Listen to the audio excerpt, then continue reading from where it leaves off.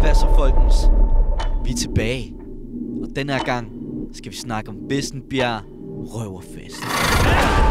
Den 1. august 2025, præcis en måned efter Otto Krammermarked, var det nu tid til at komme ud og spille igen. Headlineren til Røverfest var UAK, men vi var kommet for at smadre det hele.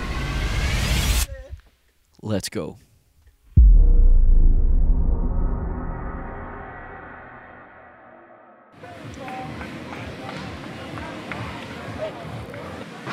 Filmer du?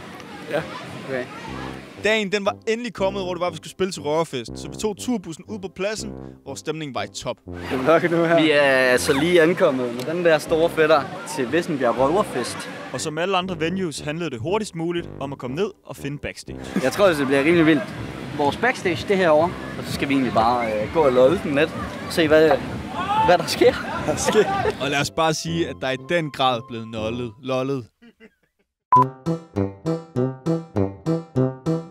I kan ikke se den.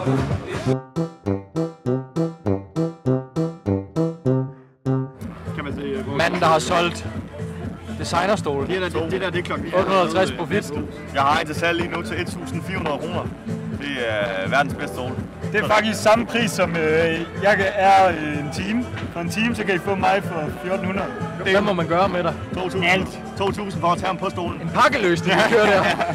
Så beholder jeg også stolen. Og så er det blevet tid til en voxpop. Kender I Endor Panday? Nej. Kender I Endor Panday? Hvad fanden er det? Kender du Pendor?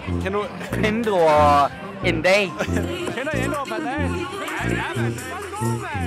Jamen, hvordan jeg har det med, folk ikke kender os. Altså, på en måde er det lidt forventeligt. Men jeg tror, at efter den koncert, så vidste hele Vissenbjerg, hvem vi var. Mic drop me. Nu var tiden endelig inde, og vi var fuldkommen klar til Vissenbjerg Røverfest 2025. Let's go! Fucking Jeg pop op, and you make din bang. Pop up, and you make din bang. Jeg pop up, and you make din bang. Pop up, and you make din bang. Make din bang. Pop up, and you make din bang. Jeg pop up, make din bang. Pop up, and you.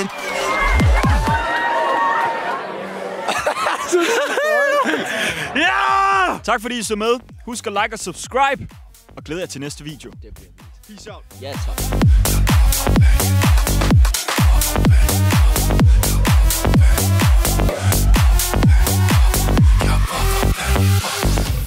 Vi skal lige have den her. Can you stop this, please?